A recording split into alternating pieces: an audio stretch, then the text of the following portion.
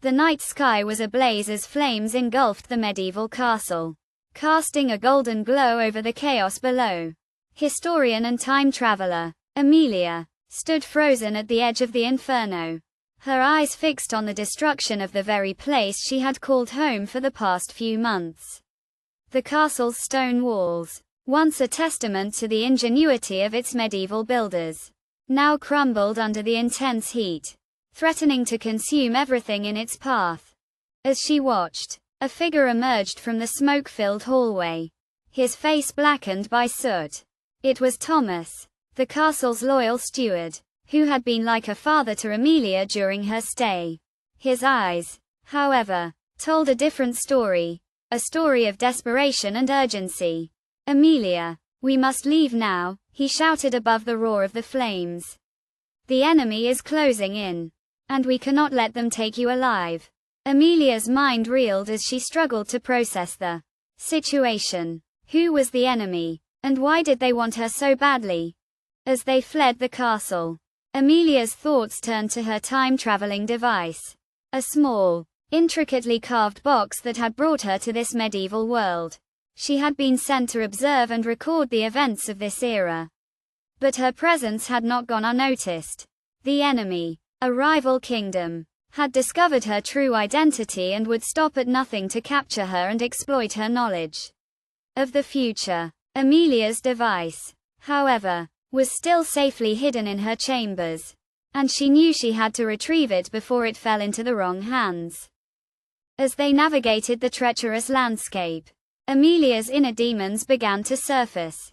She had always struggled with trust, and the events of the past few months had only exacerbated her fears. Thomas, despite his loyalty, was not above suspicion. What if he was working with the enemy, using her for his own gain? Emilia's mind was a maze of doubts and fears, and she found herself questioning everyone and everything. The night wore on, and the group encountered numerous obstacles, from raging rivers to treacherous mountain paths.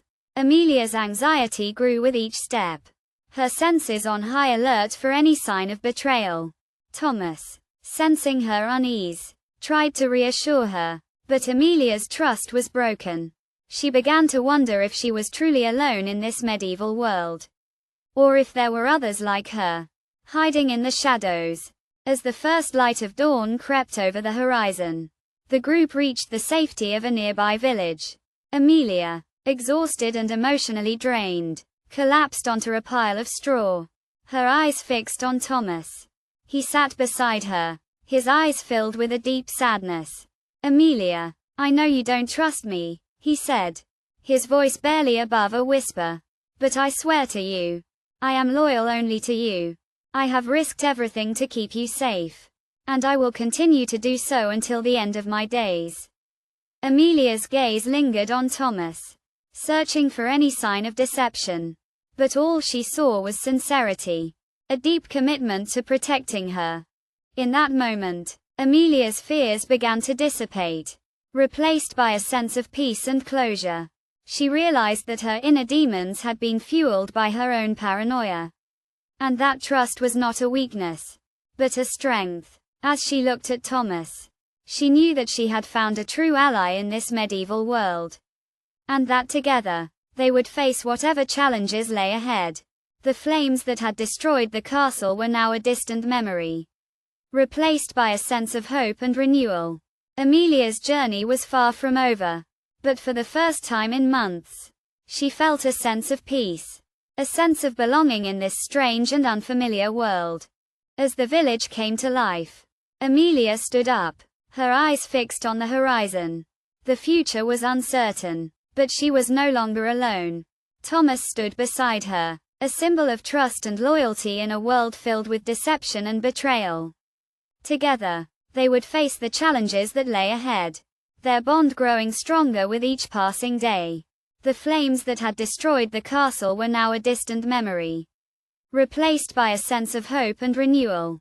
Emilia's journey was far from over, but for the first time in months, she felt a sense of peace, a sense of belonging in this strange and unfamiliar world.